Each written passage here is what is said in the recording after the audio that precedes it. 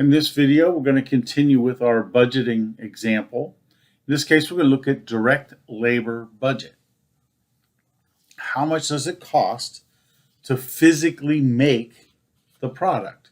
So we need to know how many units we're going to make, what the direct labor hours per unit is, and we need to know the direct labor cost per hour. Of course, this can be complicated, right? The more types of employees you have, they could be at different levels of employment as far as hourly wages, right? Some people, maybe some group of workers are at $12, and another group are at $15. So you have to, it can be a little bit more complicated than this, but this is just a very short example, right? A simple example. So here we know that it takes about 2 hours of labor to create the unit, $10 per hour. So it takes 3,100 units in quarter one, 2 hours each. That's 6,200 direct labor hours to produce this product at $10 a piece, 62,000. And again, we're working towards forecasting what our direct labor cost is going to be for this particular product.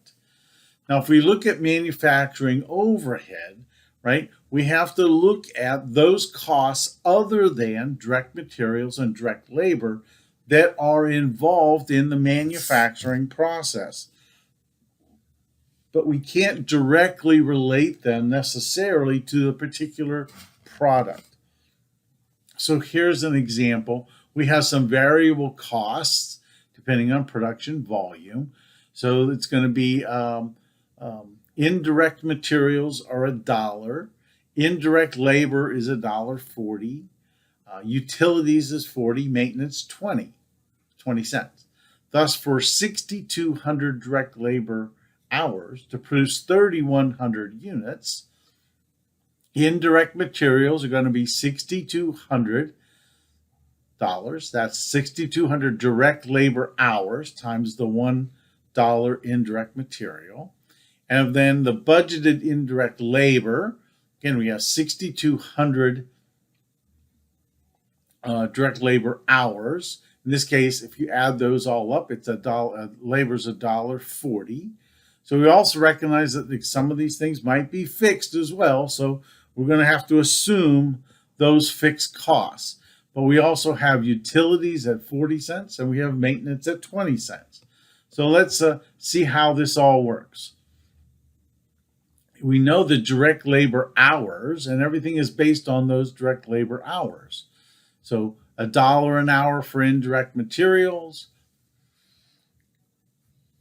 $1.40 for indirect labor, 40 cents per hour for utilities, 20 cents per hour. So the total variable cost, $18,600 for quarter one. Now the fixed costs, salaries, depreciation, taxes, maintenance, those are fixed. You see, they don't change across the range here. That's just what they are. And then, of course, in the end, we add those all up and we have the total manufacturing overhead by the quarter. So that's $246,000 per year. And if you divide that by the direct labor hours, right, there's 30,800 hours, then roughly our manufacturing overhead rate, $8 an hour. So now we have to go one step further now. Now let's think about selling administrative expenses, right? Variable expenses. Rate per unit of sales are commissions, $3. Freight out is $1. The expenses per quarter based on the unit sales. So we expect sales in the first quarter to be 3,000 units. Fixed expenses, again, are based on some assumed data, and we're just going to plug those in as we know them.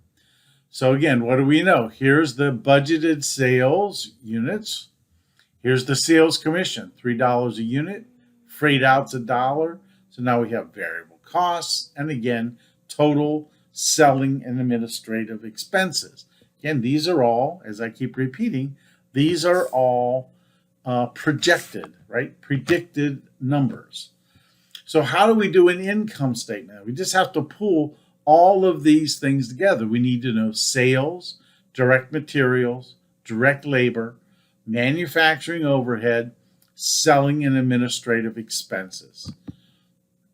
So here we have for our example, right, for to find the cost of goods sold, we have to determine the total unit cost to produce one unit, right?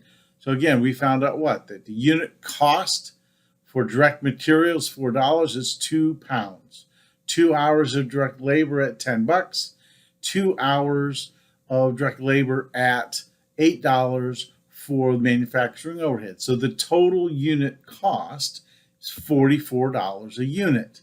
So the cost of goods sold, you just multiply 15,000 units by $44, gives us this $660,000 of cost of goods sold.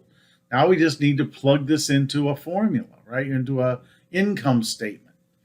Interest expense, again, we know we said that's 100. Income taxes are going to be 12,000. So they give us that information. We just need to plug it in. 900,000 is sales. 660 is cost of goods sold. We just calculated that out. Gross profits 240. Selling administrative expenses, we predicted that at $180,000. That gives us income from operations 60,000. Work your way down to the bottom line. The net income for this company, the Hayes Company, is $47,900. So again, we need to go through this budgeting process, allows us now to predict the budgeted income statement. So again, working our way pretty quickly through these budget line item production as far as we create and how the process we go through. I look forward to seeing you in the next video.